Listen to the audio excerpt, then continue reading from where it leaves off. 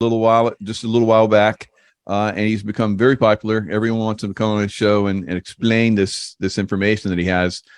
So we're going to go into some of that. Derek, you're a veteran. I want to tell you thank you for your service. Let's talk a little bit about your background and how you got to be this wizard with this information. Well, that's real easy. You could ask all my ex-girlfriends that said I ramble too much, and so you can ask them that all the random facts. I mean, I'm the guy you want at trivia night, but other than that, it's just really my mom and dad. Gave me an environment of learning, and but also they can tell you, they can vouch. I always had a book in hand, or always was drawing, or always just the creative parts of things that I'm not saying that all kids don't, but as you get older, I always was a guy that if someone challenged me, for instance, I told this the other day on live that this girl in high school, and I don't want to call her out because we're not enemies or anything like that. But this girl in high school, they embarrassed me in front of the class because they're like, "Oh, Mr. Nashville don't know who's on what record." Well, the girl called me out and said that Vince Gill was not background vocals on a song that Faith Hill did. And I'm like, he absolutely is. And she was like, no, he's not. And then the whole class just ridiculed me. And I was just like picked on that. So I was like, okay, I humble pied it. I stayed and I just shut up. The next day, I brought the CD sleeve in. I slammed it on her desk and I said, read it. Read what that says. Same class period, same audience. I said, read what that says. There's that song. Read who that says background vocals. What's it say? Vince Gill. Now say it out loud for the class to hear. And and I know that people can sometimes take that, like you're condescending or you're cocky, but there's a difference in being direct and condescending. And I think a lot of people need to just get to know someone's personality. I mean, it's just a fact. I mean, that is Vince Gill on Faith Hill's record. So I've kind of done that with everything else in life. There are certain things that we have that are opinions, and there's certain things that are facts. You may not like the facts, and that's okay. But until they're changed, especially with law, which takes legislation, if they're changed, then it is what it is. Yeah, very good point. And that's so funny. I think about the times when I was in the SEAL teams, and there'd be like these arguments like that in the SEAL teams. Or like guys are like, I'm right. And then, we'd have to go get the stuff. Now we just go to the internet and have it right away, But back then it was kind of like what you're talking about. You go back home and you get your stuff and you come back and there it is. It was a lot of fun, to, basically call somebody out that, like giving you a lot of flack. So thanks for your service, veteran. Tell us a little bit about, I read a little bit of your background. I've watched some of your shows now. You're an amazing guy, spreading some really good truths out there.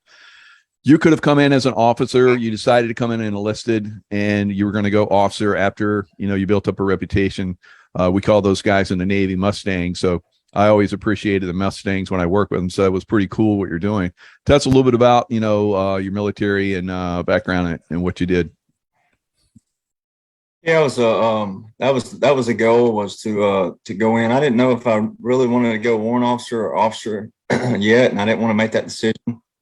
And I had my brother go to the recruiting station with me, and that way, they couldn't pull anything over a guy who had been in 17 years. Nice. And we were sitting there, and I knew most of that language, but I also wanted to make sure I got everything correct.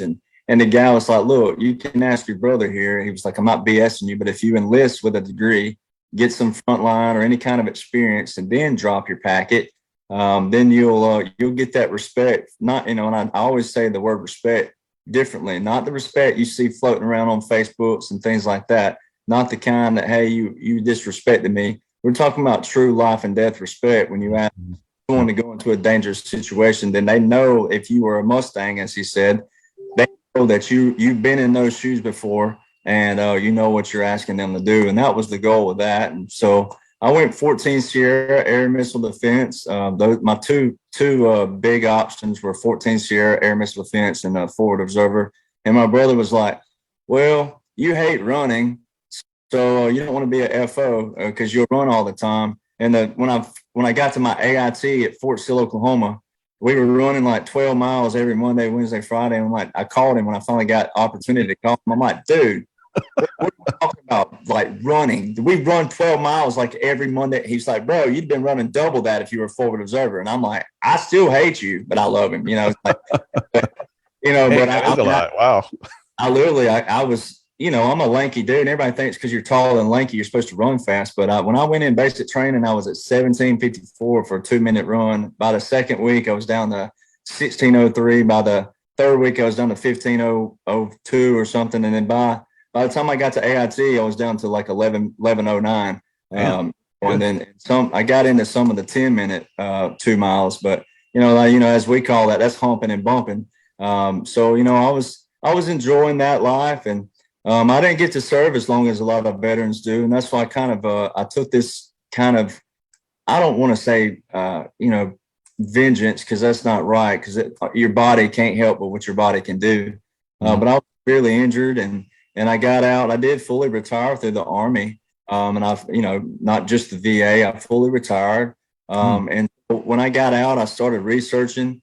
So it's not so much that I always give credit where it's due to all my brothers out there and sisters that have a lot bigger patch bays, as we call it, and accolades. But, I didn't get to serve as long as I wanted to, in the sense of there's that selfishness of what I wanted, but little did I know what God was preparing for me.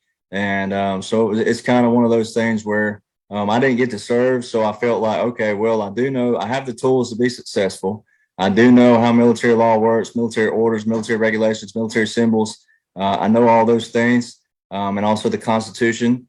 And so I just applied what I had been seeing the one stint I was in. I applied what was going on, because it was a very vital time period when you have a general stand up in a brigade form and tell the chaplain, like I do with my mother, who's sitting in the room watching me, but I always tell her, I'm sorry, like if I slip up, say something, I apologize. But if I have to, sometimes, it seems like it's necessary. But a general turned and looked at the chaplain and said, I'm sorry for what I'm about to say, but I just got to say it. And he used a microphone, but he didn't have anybody around him. He specifically said, I have no press out here, no reporters today, and I've got to say this. But he looked to the brigade. You're talking about 2,500 people out there, and he says, hey, I'm not letting some effing president send you into a zone where you're going to get killed. We're going to get slaughtered because he don't know what the F he's doing.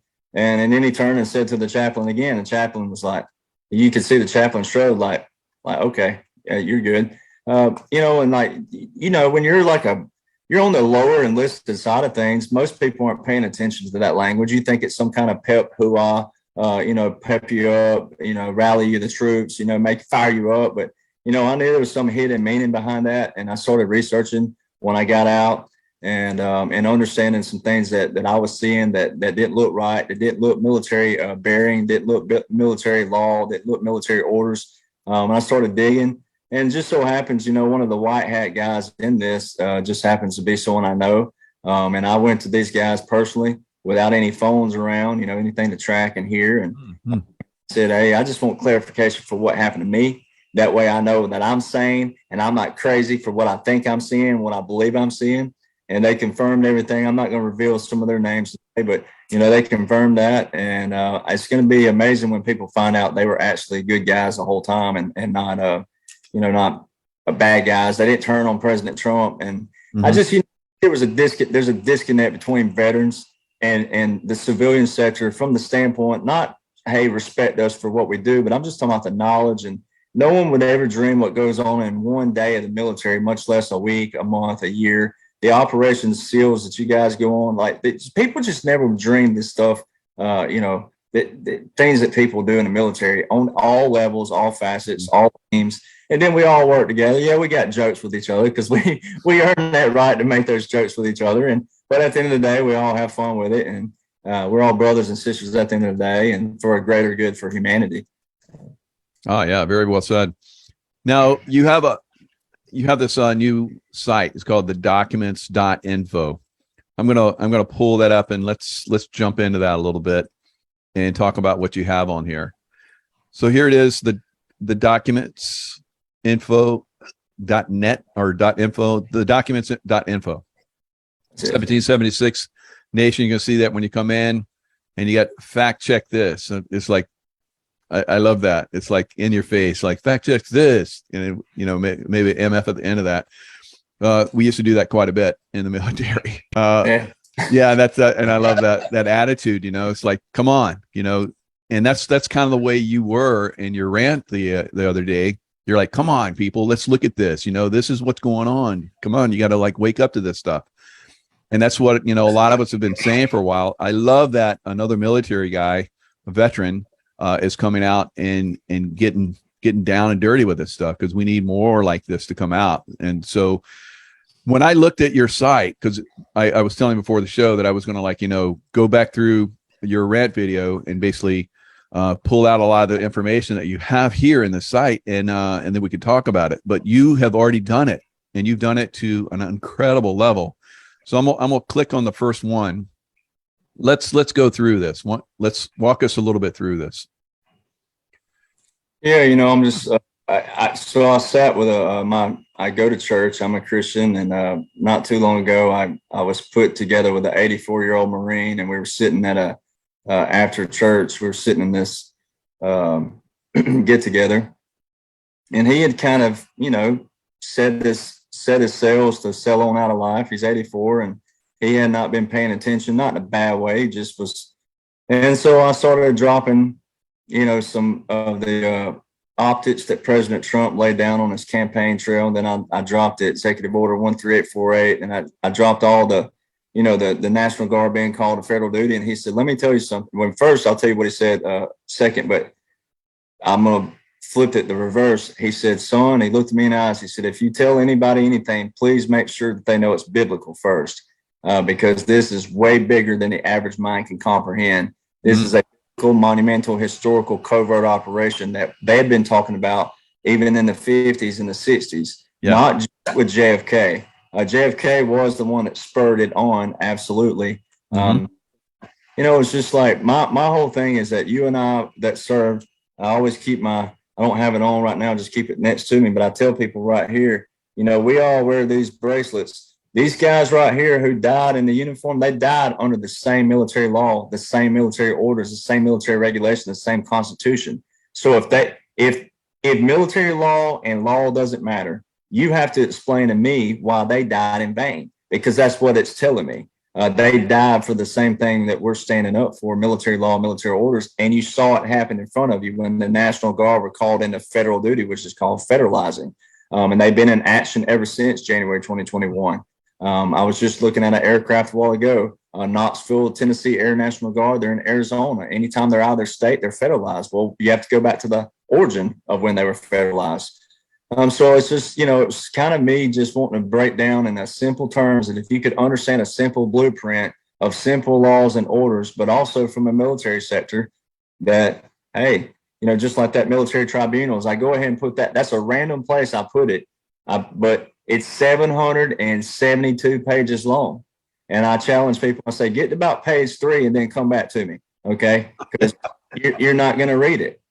Yeah, you're first going to have to go through all the intro, and I remember reading some of this when I was in boot camp and stuff. It's like, wow, it brings back memory. So yeah, all this stuff. Look at all this stuff. I mean, just all the different pages. So we're going to get to the first part. Look how far we got to go to get the first few pages. All right, here. That's a little bit more. No, a little bit more. Here we go. So here's the preamble, part 1, and then it starts to go into. Now, this is what is fascinating, what you brought up. A lot of us have tried to articulate what is going on. I think you've done the best job. I've never heard anybody, put this together like you have. So bravo on, what you've done on this. So tell us a little bit about the difference between the military and civilian jurisdiction, military jurisdiction. Well, and that's, and I try to tell people all the time, look, it don't mean that we're better than you by separating military law and civilian law, but you have to go back to the foundation of our nation. Our founders knew what would survive based off what they had been through themselves. A lot of these guys were already 35, 40, 50, 60 years old. They'd already lived life in a different section of the world. They all fled what we call the motherland. They took a chance on dying coming across the water anyway. So it's like when they set up the military, they specifically said we need a swift army of the ground, a swift army of the sea. We need a strong border initially, and then we can work on things within, and which would apply to today. We work with things from within, religion, preferences, sexual preferences, this, that, and other. But first, we need to establish a border and a strength and military. And so, I joke with I joke with my Marine buddies and my Air Force buddies and all, but I'm like, the Army was created first. It was June 14th, 1775. And then I'm like, 16 days later, the first 69 articles of the Constitution, the military law, the Uniform Code of Military Justice was established June the 30th, 1775. Then the Navy came, and then the Marines came. Yeah, the Marines, they saved y'all best for last. I'd go ahead and give them that props or whatever they want. But, and then, people got to apply that this was 1775. That was not a full year before, but technically, theoretically, it was before, obviously, the Declaration. And then it was 12 years before the Constitution. So our founders made precedent that military can act without Congress. They don't, military and government, military and federal are two separate laws, two separate roles, two separate duties. Good. Military, when we say the military, we're not talking about your cousin that's a private in Fort Bragg. We're talking about the military as in the generals, as in all the generals. They, in a form, they're the ones making decisions, making the calls because of the highest chain of command. So they can make the decision, and we follow those orders based off of what? The system we put in place. Well, as a system, commander-in-chief is the highest, obviously the commander-in-chief. So I try to tell people the commander-in-chief is not commander-in-chief over the people. He's also not president over the military. It's commander-in-chief over the military. He's president over federal.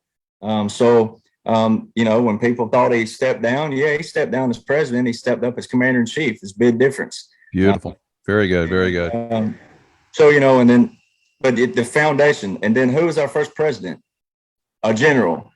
So they set the precedent of if all else fails, guess who will come in? Military. Because we are what? You and I, we have probably difference of religions. We have difference of beliefs. You're a different nationality than I am. We have different backgrounds. You have maybe, if you're gay, straight, if you're Buddhist, you're atheist, you're Christian, but there's all those walks in the military. And we all fight for humanity first, not select groups. And that's important to know. And then the Marbury versus Madison, which is one of my very key points, is that, we've reached a point in society where people don't realize that America became a corporation. And it's all books. Stoutenberg versus Hennick, 1871.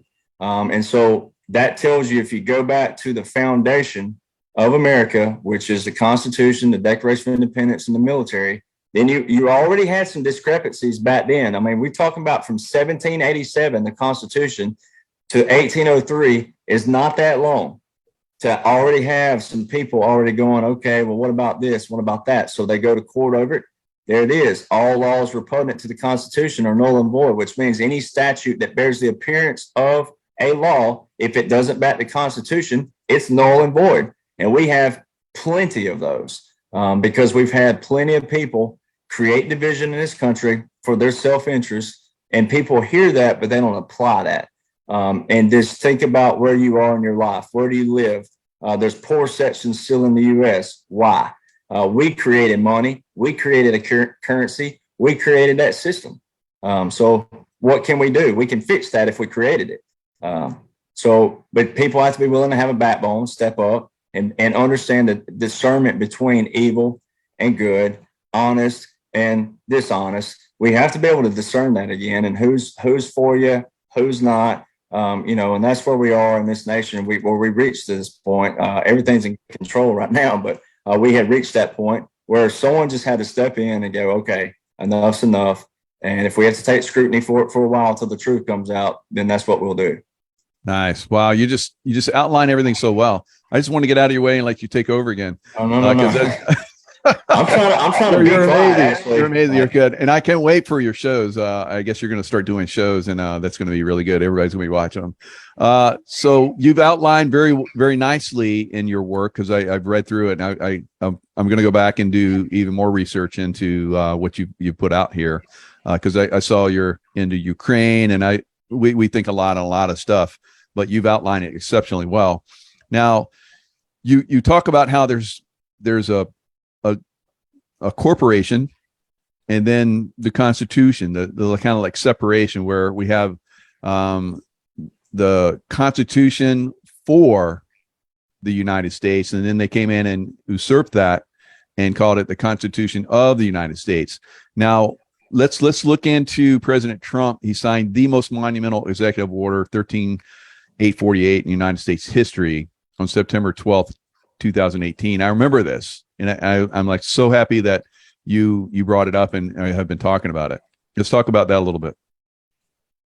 Well, I've had a lot of questions this week, and I've had a lot of, I don't think they're so much condescending, but they're like, it don't say November the 3rd, 2020 in there, and it don't say maritime law. So I like to be like that, and I don't mean that condescendingly. I'm just saying it specifically does, but they didn't put it out there blatantly for who to see, enemies. So you have to understand language and terminology. Mm-hmm. It's a little different, but first thing he put in the very first paragraph, he declared a national emergency. Well, by federal law, a national emergency has to be addressed by Congress, that Congress, not this Congress, not Congress 10 years from now.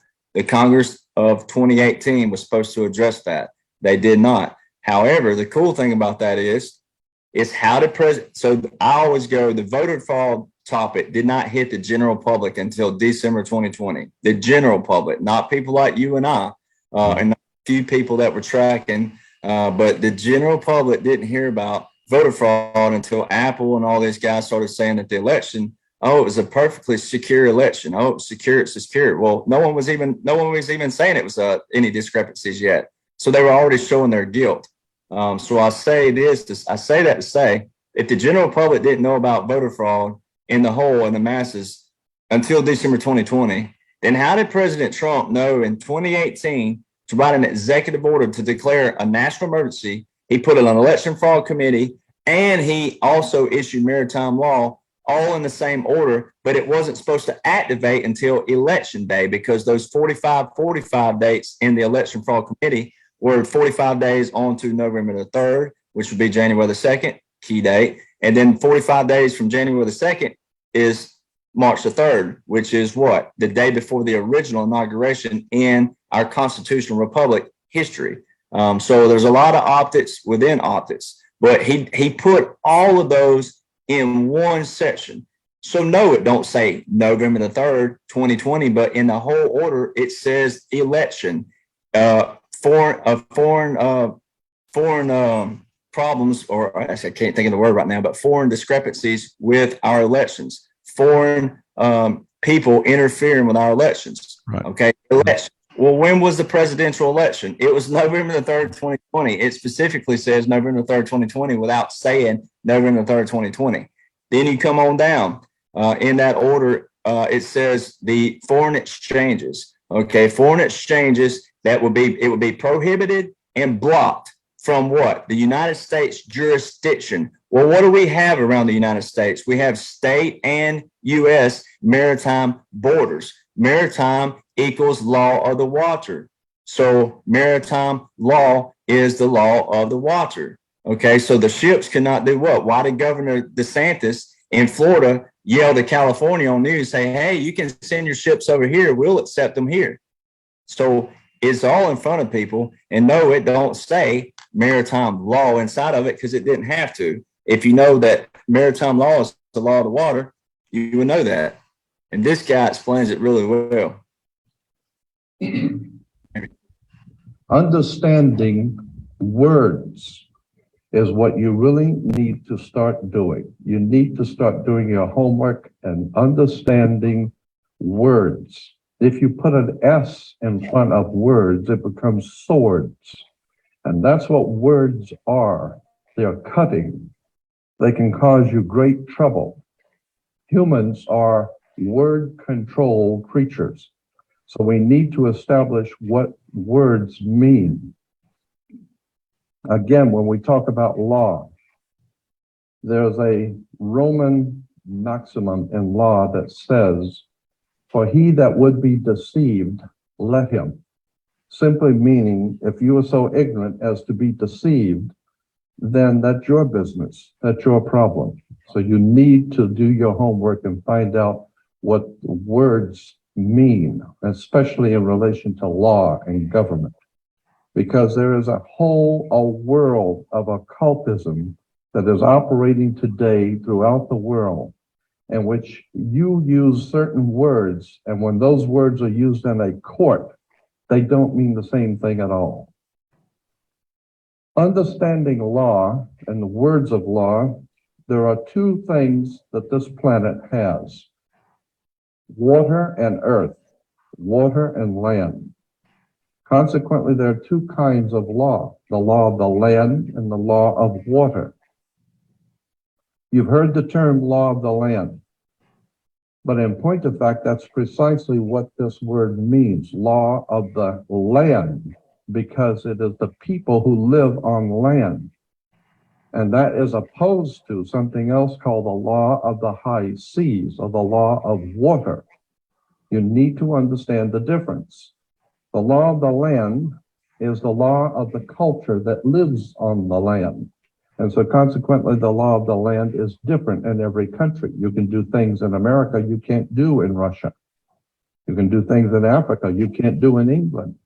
So the law of the land is the law of the culture that lives on that particular land. However, there is a higher law that dominates the entire world. It's called the law of the water, or the law of the high seas. The law of water is referred to as the law of money. It doesn't matter what color you are, where you're from, or where you live. Money is money. And anytime you're doing banking or using money, you are now under the law of water, maritime admiralty. If you go back in history, in ancient history, where all of this began, back in the land of Canaan, and you probably have heard in the Bible, the land of Canaan. The Canaanites were Phoenician bloodline. And in the ancient Phoenician language, Cana meant merchant banker. The very word merchant comes from mer, M-E-R, for the sea, for water. As in mermaid, we have merchant. Merchant bankers. Let me give an example of the difference between the law of water and the law of the land. The law of water, as I said, is a law of banking, money, as opposed to the law of the custom of the people or the law of the land.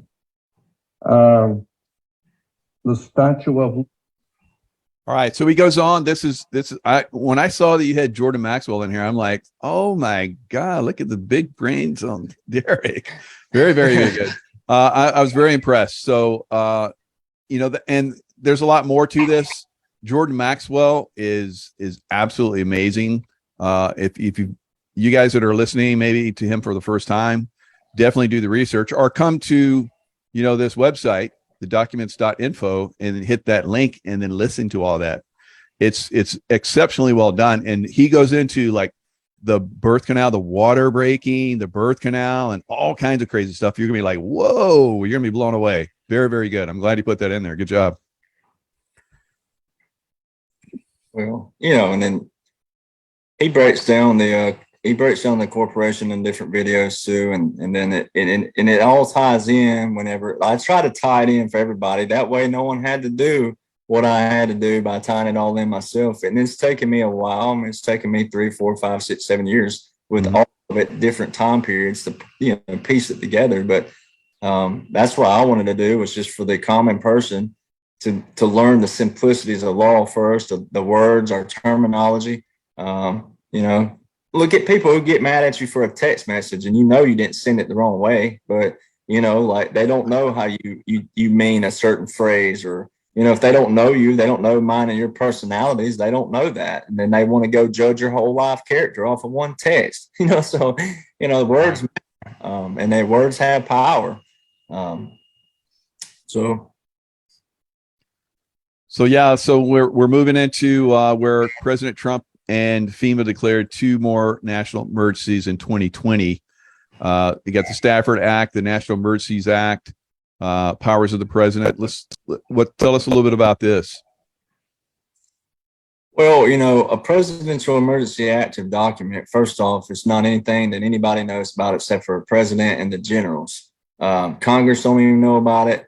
But, you know, when you're a veteran who studies all the movement and then the actions that did take place, and we already have those documented what took place, then you would have known that a presidential emergency active document would have been signed for them to move forward with being able to use 47 United States Code 606 and the titles that activate the National Guard of Federal Duty, because President Trump is actually in the same position as Franklin Roosevelt was in, where he is actually serving beyond, like he's legally president, and his powers were extended via all of those codes that I put in here, and the 606.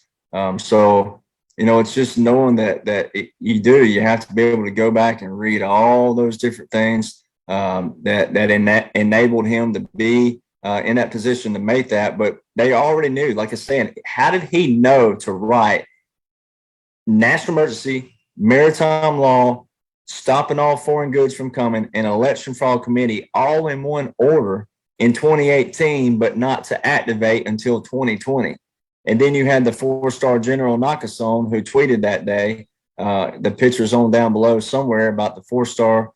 He tweeted specifically that, there it is right there. On election day, November the 3rd, 2020, as tens of millions of people head to the polls, as U.S. Cybercom and U.S. NSA.gov teams around the world are fully engaged, working hard with our partners to defend our elections. We took what we learned from 2018 and brought it to an entirely new level for elections 2020.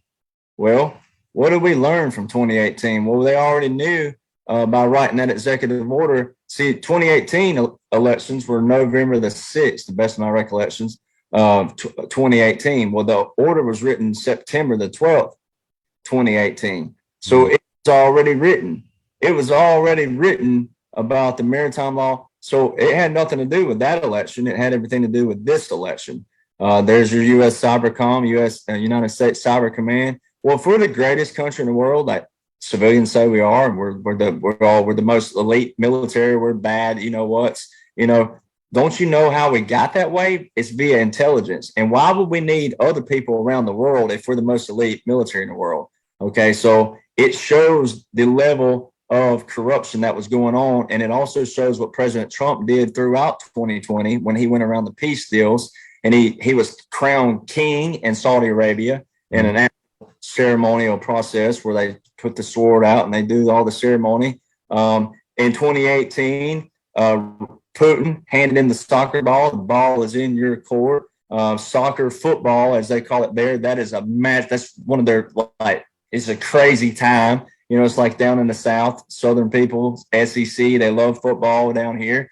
So it's all an optic, right? I'm putting the ball in your court. Okay. And as forward, he had everybody coming on board. The countries that didn't come on board, he told them, we'll expose you to the world and we'll let the people decide in full accordance to the law. So there's a lot that goes into it. And it's like I said, I was trying to do it chronologically. He also ended the Air Force space program, created the independent space program. And people hear that, they think it's, we're going to space. No, it's cyberspace. It's cyber, it's technology, it's cyber wars. So, there's a lot of different things that people didn't realize what they actually meant behind the scenes. What just happened 2 weeks ago, the Military Times put out an article. It said specifically that the military transfers all control, all power communications to whom? The Space Force for one command. And the DOD.gov and all the main websites that reported that, not one place was their president mentioned in there. Not one place was their Biden mentioned in those. So if Biden is president, wouldn't you think he'd have control of the communications of the military if he was a commander-in-chief position? So, this is all amped up. I'm back and forth from 2018, 2020 to present day. Right. But all these are basically, it's law, but it was optics as well. Right. And I love this. You have this in here, the oath of enlistment. I've said this many times, and I still feel this way. And I've said this many times on my shows. I do solemnly swear to support and defend the Constitution of the United States against all enemies, foreign and domestic. So I think that's where we're at right now. We're in an information war that you and I as veterans are waging against an enemy. And a lot of other people are on board with this and are working to expose their criminality and expose their illegal system of controlling us. As we move forward, more and more people wake up to this, but it takes time. It's information war. So the greatest information war that's ever been waged before in history. It's absolutely amazing. You've done an exceptional job of putting this information together. No, I love this one part because you talk about how basically Biden was not sworn in. Tell us a little bit about that. Yeah, I mean, it's like that's that disconnect. And you talk about the information wars. It's a great analogy for it. It's a great title for this because once again, these same people would get up even in the speech on Thursday night, which is optics for guys like you and I, we know. He specifically said that MAGA people are a threat to the Constitution. Well, look right there in the oath, Title 10 U.S. Code, Constitution, same Constitution that they claim to be supporting. They're not. They're talking about their Constitution of the District of Columbia. So that's why that's important.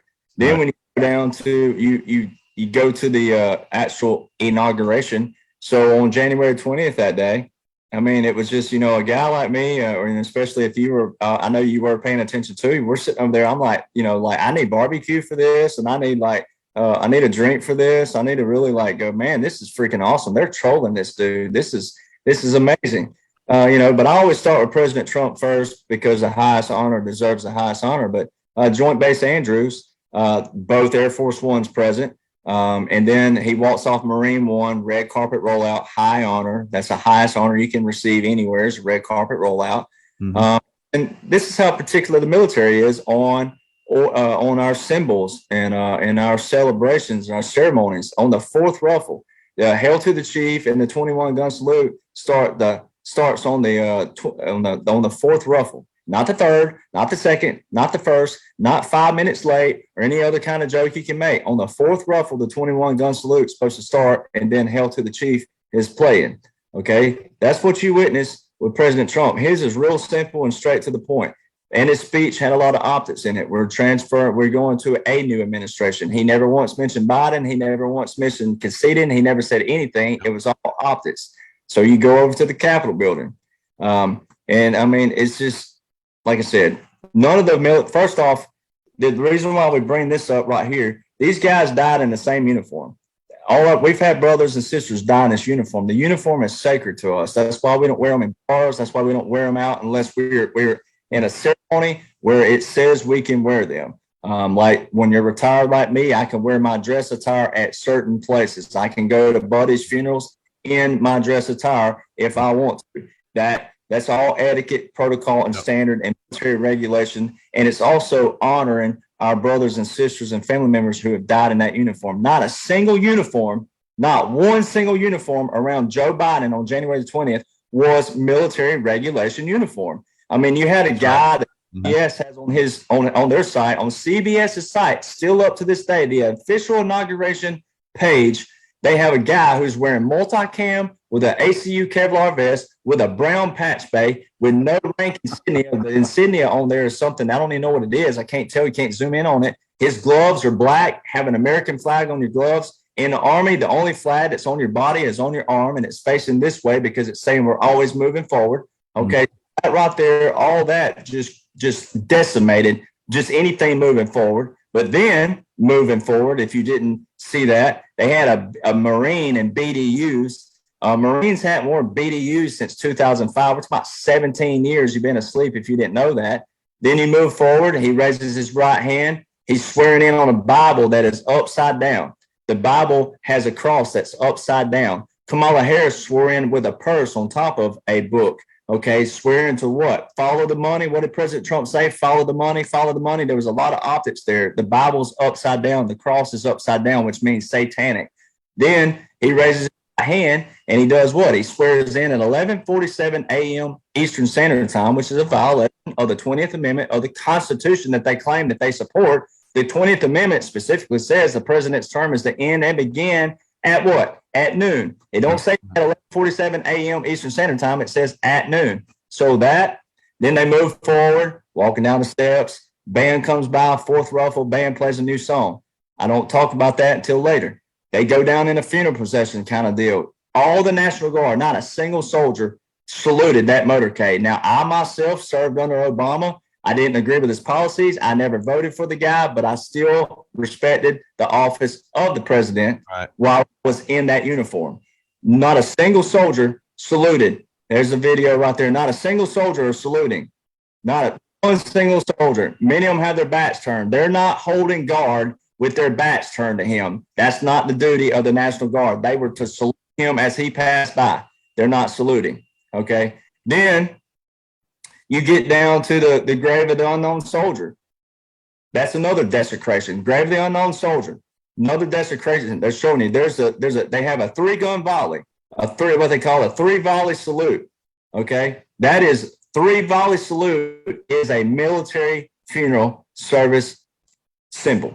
Okay. 2 for firing, 1 for misfire. Then the camera that day was tricky on purpose because they didn't want the people that were like me even paying attention. I rewinded, pause, rewinded, pause, rewinded, pause, rewinded. 13 rounds fired, where you go to our chart for rounds fired. There's not just a 21-gun salute. There's a lot more. There you go, 13. There's 2 columns for 13. You got a rear admiral and a major general, and their song is Honors March 2, 3, and 4. Well, that wasn't the song played, and he was never in the military, so that was automatically out. Both of those columns, strike out, strike out. Well, the next column left is this. Honors March 1. Oh, that was a song that was played back there when they were getting in the motorcade coming down to the funeral. Okay, it sounds a lot like Hail to the Chief. It's not. You got to have a musical ear to be able to tell the difference. It sounds a lot, but they're slowed down. One of them's faster, one of them's slower. The other thing, minister resident, is in that column. People are like, what is a minister resident? Well, let's Google that. And it says what? A person who takes up permanent residence in a foreign territory. Well, in military law and U.S. law and in the corporation law, as they specified in Stoutenberg versus Hennick, guess what D.C. is, the District of Columbia? It is its own foreign territory. It's not a city nor state. So President Trump received the full grade constitutional republic by law inauguration and military regulation, and Biden was given a full grade funeral service. Wow. Wow. And I've been saying all along the guy's been taken out.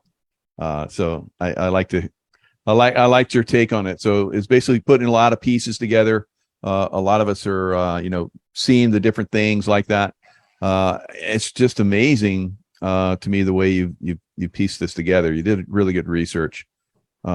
Like I said, bravo Zulu. So look at the inauguration, like you said, the optics, the District of Columbia National Guard, because I'm like I can do remote viewing. So I looked into the future before the presidential thing, and I saw fencing, and I saw guards, and I saw the military, and I'm like, oh, they arrested Biden. But now it makes sense. No, they didn't arrest Biden. They were holding a funeral for Biden, and they're basically locking everybody up. So what do you think the bigger picture is? So the National Guard, like you've been saying, is still deployed, right? Correct. And that's what I try to tell people. Just because the National Guard went back to their states visually, they left D.C. doesn't mean the order was rescinded. The person who orders is the one who has to call the orders off, especially if he's alive.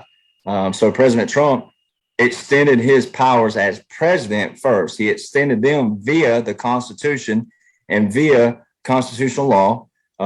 And so just like this right here, this is optic. It's showing that more than 3,000, it says currently deployed. Mm-hmm. He's saying down here, look, Joe Biden announced Thursday about 720 more to be added.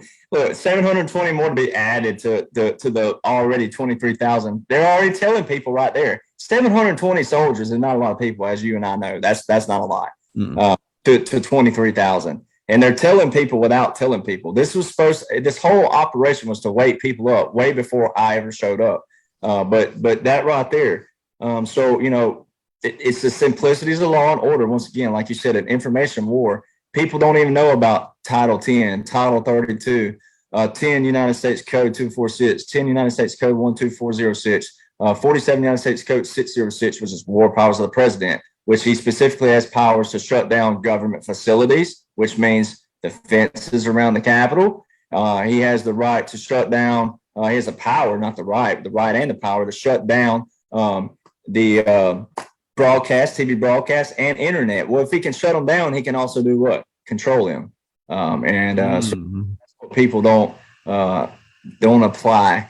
And then, of course, the Hill. I put an article in there somewhere along the way that the Hill, where it says powers of the president that everybody should know about. Well, they tell you what he has. Now, you have to be able to decipher through all the liberal talk around it because it was a liberal type article, but they did outline the powers that he has. And that's why I tell people you got to separate the propaganda around stuff and read between the lines and see. But that's why they put out 2,000 Mules, is because they had to put it in a video form because people don't want to read. People don't want to do the research. People don't, like I said, the military tribunals alone, 772 pages. Hey, get to page 4 and then call me. It's like people are not going to read that, Yeah. So, and then you and I both know, I mean, we've had soldiers that don't know anything about their own branch regulations, the Army AR 70-1. You're not supposed to quote it word for word, no, but you should know the general premises. Okay, what I can and can't do, what I can and can't say, and certain things like that. You're not going to quote it word for word, no, but the book's there for you to know the general premises of whatever it is you're dealing with. Nice. Now, this is where we get into basically where they had the corporation of the U.S. In 1871. But this is where we can determine that this is not a functioning government that we have right now. It's basically a corporation. Let's tap this a little bit. Go ahead. Well, look, I mean, that's what I tell people. It's a .gov site. It's not DerrickJohnson.net or Derrick Johnson knows it all.net or some dude that runs through his basement in Des Moines, Iowa or something. Like it's a .gov, .congress.gov. And those are not easy accessible. You have to do a lot of digging and know what you're looking for to have found those. But of course, guys like you and I, we've been knowing about that. But for the person out there that's like just Googling off the cusp, it's like, no, you gotta know what you're looking for because they've hidden this. Why? They control the internet. They control people, what people read and what people can find. It's real simple. We became a corporation via law. They made the District of Columbia its own. That's got its own seal, which will show you right there. District of Columbia, 1871. There it is. I mean, if you wanted to rip that, they put it perfectly on a form, a documentation where you can do that. My guys are always, when they're doing sites, they're looking for that little checkerboard in the back because they can rip it, and put it right on anything you want it. So they have their own motto, which is the whole create a problem we have a solution to. That's the layman's term for it, but they have their own constitution. So in Stoutenberg versus Hennick, it specifically says about Congress, and it talks about, I think I highlighted it. I may have taken some of the poll out. I can't remember, but there's the BDUs and all that. But let's look at that. I can't remember if I did. In one of my, I broke it down. Yeah, look, Master Gunnery Sergeant Matthew Hardin, January 19, 2021, rehearsing. BDUs. They had not worn BDUs since 2005. I remember those when I first came in. We had those. Those went away a long time ago. I'm not trying to make you feel old. Sorry. No. That's okay. That's it's good. It's good. It's a good point because it's something that hasn't been around a long time. I don't know where they dug that out of. Because mine went away a long time ago. I don't have any more of that. Put the dates down there. There it is. United States Army, 2008, Navy, 2012, Air Force, 2011. You can Google that stuff. It's like, it's just amazing. Well done. Yeah. Look, there's another fake uniform. That's Pershing's own. That's not even regulation. And that's good because I was pointing this out when he was walking into the Capitol. There was military members around. I'm like, that is not a uniform. It's like they're a bunch of actors here doing this. This is crazy. Well, and I put the real guys down on below. It's like I did all. That's why I said I wanted people to not have to stress and worry about finding this. It's just like, here you go. Here it is. Here's their regulation uniforms. It's coming up. But I mean, just like I think the other one, well, yeah. Then we Put go a all- little lower. There we Yes. go. Ah, yeah. Oh my God. I mean, you can tell. I mean, it's just already. You can just look at the insignia and look at the buttons on the. You got the middle buttons. It's just it's funny in one way for us because we always have dark humor in the military, but at the same time, it's a desecration of the uniform in a different way. Mhm. Like it's like a double standard in a different kind of way, but but Let's talk about old guard. It's like, woo, what's going on there? which the other thing is, that's the thing. The official presidential salute battery was at President Trump's inauguration. The Right. third infantry ID. That was the official presidential salute battery.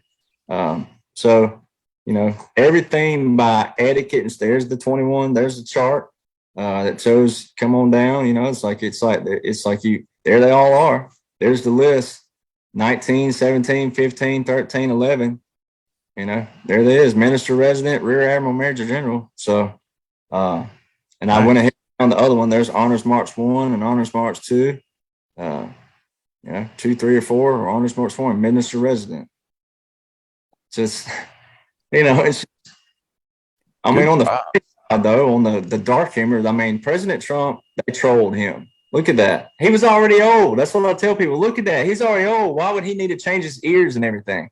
How can people not see that? Yeah, totally two different guys there. Yeah, it's pretty amazing. So yeah, you've done excellent homework. So this is amazing. There's both Air Force Ones that day. Mm-hmm. And then Joe Biden on Wikipedia tells you he made his first flight on an Air Force Two. That's if that was real anyways, that's bad alone. Like, it's like, come on, you won the most votes in United States history, and you got to take your ride on Air Force Two. Like, that's not cool. You sat in a basement and won 81 million votes, and you got to ride on Air Force Two. Like, Yeah, it's pretty amazing. Let's see if we can go back and check one of these other. Oh, here we go. So you got a lot of stuff going on. What's really happening in Ukraine? Let's just kind of just touch on these real quick, and let's get a little background on you. So tell me about Ukraine. What's your view of Ukraine? What's going on there? Well, it goes back to. I tell people you can't be a dime store politician and you can't be a dime store truth seeker. Like, you got to keep up with this stuff every day. You got to know the origin of it, though. And if you know the origin of what's going on, then obviously you have a legend you can go by, and then you can see the optics every day. But it's very simple with Ukraine. 99% of the world thinks I may be shooting high now, but a majority of the world still thinks Putin's a bad guy. And you had to look at the soccer ball. But the other thing, I put a picture up that went viral was this. I've got the picture. I stayed up the night, November the 9th. It was November the 8th, 2016 was election day. But I stayed up at 4:56 a.m. I put a picture up off of Fox News when they declared Trump the winner, which they never gave him a shot to win anyways. But I took a picture of Putin and Trump side by side. And the quote from President Putin was this: "I'm ready to work with Trump for the reset." And reset was in quotes. Okay, the reset. So I took a picture of that. I knew that would come in handy. And, I posted that. It went viral. So everybody thinks Putin's a bad guy. Well, here's what they got to understand. People don't even remember what the USSR is or was. They don't remember the Iron Curtain. And so they don't remember that time period, because what do people do? They brain dump things, and they think that, once it's done, it's done. We'll move past it. We'll heal through it, and we go through it. No, history is important for a reason. So you have Ukraine, who has not filed for border registration since 1992. Do you want me to make everybody feel old and tell you how old I was in 1992? Okay. That's how long that Ukraine has not filed for border registration. On top of that, they signed a treaty with Russia called the CIS Treaty, which they broke in 2018. So what they were telling Russia is, we're done with you. However, they did not do what? They still did not file for border registration. So what they were saying is, hey, we can still be overtaken by Russia because what? We belong to Russia. So they're not willing to go register. Well, then you back up to 2014. You have President Obama, which I don't even really call him that, but Obama signs 3 executive orders in 2014. If you read the inside of them and you know how to break down that language, as we were talking about, Jordan was talking about, words have power. When you break down that language, you'll see whose financial assets were actually being protected in Ukraine. It was not the United States. It was the United States corporation.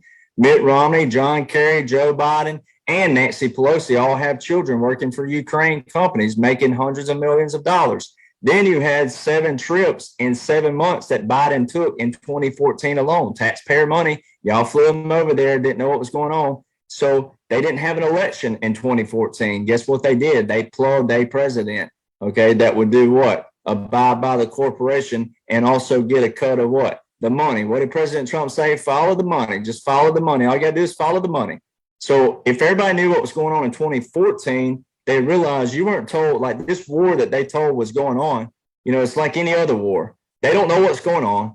They go change their little profile picture. Oh, here's a little Ukrainian flag. And, we're not talking about the Ukrainian people. We're talking about the corruption in Ukraine. We're not talking about the people who are innocently deceived, because it's the same thing as this information war in America. Americans are innocently deceived because they don't want to read things that matter. March the 8th, 2022, just this past March, not long ago, Victoria Nuland, who is so-called Biden's undersecretary, I always put quotations around Biden because he ain't real. This is all optics. But Biden's undersecretary is under oath telling the American people after a full year last year that there's no biological chemical labs in Ukraine. She's under oath. The Biden's undersecretary telling on oath that there are indeed biochemical labs in Ukraine. The same day, guess who said there wasn't? Mitt Romney. Isn't that backwards? Isn't a Republican supposed to say that there are biochemical labs and a Democrat supposed to say there are not? Why is it polar opposite? So there was an optic right there for everybody, that here's Biden's undersecretary, who was also whom? She worked for Obama. So Victoria Nuland, it's on the record. So what Russia is doing when President Trump when Putin handed him the balls in your court. Well, when President Trump discovered all the facts, when he called the Ukrainian president, the famous phone call, what happened? He found out the facts, and then he told Putin, send your boys in and wipe out those biochemical labs. Wow. Nice. That's what they're bombing, That's what I thought. And I've got the pictures in the optics page. I've got pictures of those cities, and every city that they said they were in had a biochemical lab in it. They were going in cities that didn't have anything that was at stake. They were going in cities that had biochemical labs in there. So President Trump and Putin's the reset, the ball is in your court. And the other thing that happened recently, another optic for everybody, guess who else is going to be exonerated through all this and vindicated after all these years? May he forever rest in peace. President Trump put out a message August the 8th that he put in there about President Nixon and Watergate, that this was all a big scandal again. Good, yeah. What happened August the 8th in history? Nixon stepped down. So there's optics everywhere, and people just got to follow that. But anyway. That's a good point, because September 1st, when, Brandon basically did that little MAGA speech, calling us all terrorists.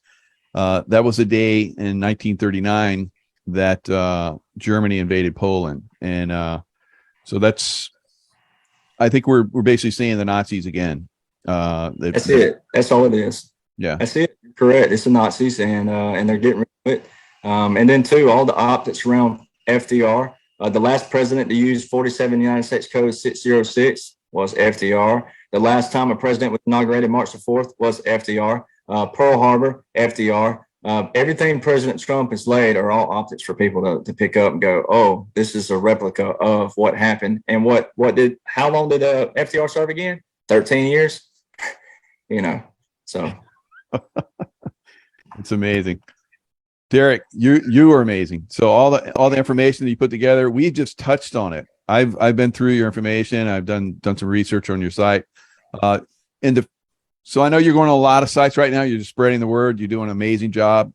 What else do you have planned? Don't you have a plan to do your own site or something?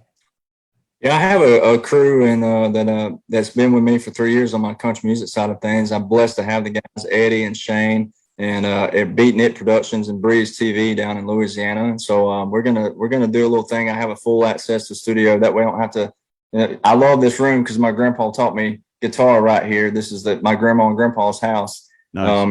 So it's I've got a lot of emotional right here in this room, and so but I do have a studio, full access green studio that I'm gonna start using. And taking questions from people, try to get people up to speed. And that's why I put this out saying, hey, look, this is the simplicities. If you can learn these simplicities, then I can pull you up to speed with optics. But if you're not willing to read that, you're not going to understand the optics. So we put those out. And then I've been invited. I haven't got the actual invitation, but as far as the paper or the text, but Charlie Ward asked me that I want to go on the Reawakening tour that General Michael Flynn had kind of said some things that he was aware about what I was saying and was proud of what I was saying. And I haven't confirmed that from that standpoint, but I have been asked to go on another tour with Jason Q and a few guys that other people know. And the truth tour. Yeah, absolutely. Good. And so I'm gonna try to hit as many of those as I can. And definitely if I get on the Reawakening tour, I'm definitely going to take that for sure. So, people are, I know not to listen to trolls and different things like that, but you get people that don't understand that about going on these shows and whatnot. You're paying for truth. No, you're not paying for truth. You're paying for the platform, and you're paying for the facilities that hold us the gas to get there. So we're just trying to get the truth out to everybody, because once again, you got the documents on website. It's up to you to read those. So we're just going around, and you may ask a question that you haven't heard yet, and we're answering it. So I tell people all the time, like, people saying, don't go on all these shows, they'll steal your information. I'm like, they're going to steal Law and Order? Okay, well, good. They need to steal it. That's the way I feel too. People are like, stealing my videos. I'm like, they're not stealing my videos. They're like passing around. I wanted to get passed around. It's the information's getting out there. That's good. No problem. Well, I think it's a lot better when it comes from veterans, because the heart of what you and I both we know. And I'm when I say that, I'm speaking on behalf of everybody in the memorial graves. The guys that can't talk, the girls that can't talk. That's what I know you have that feeling too, because people just don't understand the life and death every day that the military presents. And it makes you think outside the box. It makes you think outside of your own. It's why some of our mottos, selfless service. You think about your buddies next to you before you think about yourself first. And I really appreciate what you're doing, because pretty much everyone knows at this point that, when we come out, we present like this, we're kind of like, sticking it out there, and, it can be hazardous. So I wish you a lot of luck. And I know you have a great, big, huge heart. You're a spiritual guy. And you got great music too. I was just talking about that. Let's do a little share. You have a Facebook page, your name, Derek Johnson Country. You got a nice little video here. Let's listen to this a little bit. But I can't resist you even if I try. 'Cause I can't say no, girl. It's something so fine. Putting that smile on me, we can let it roll, girl. On the third road, get a little lost in them pine trees. I can say yes, take a chance on us. Can't you see you and me falling in love? Gotta know, girl. So whatever you got in mind, I can't say no, girl. Damn, that's good stuff, man. Thank you. Well, I write all my music too, so that's the other thing. So I write good. and I write my music. So Yeah, that's beautiful. And tell us how else we can get a hold of you. True Social. You're on True Social. True Social at Derek Johnson, DERK. That's, as you see on the screen, Derek Johnson. That's the first handle I've ever gotten where I didn't have to say the Derek Johnson or Derek Johnson and a number. So I'm proud of that one. Good. And on Telegram, it's Rattletrap 1776. I noticed all the guys on Telegram having these cool names, so I'm like, I'm not going to be Derek Johnson on here. I'm going to be something like, like Trench Monkey this or something. So I did that, and then my Facebook page, my official page for this is 1776 Nation, and then course, all the links are right there on the actual the document, thedocuments.info. I got all the links up there. Oh, good. Yeah, we'll put all your links up in the description box, and this will be over in Rumble. I just dropped all your links into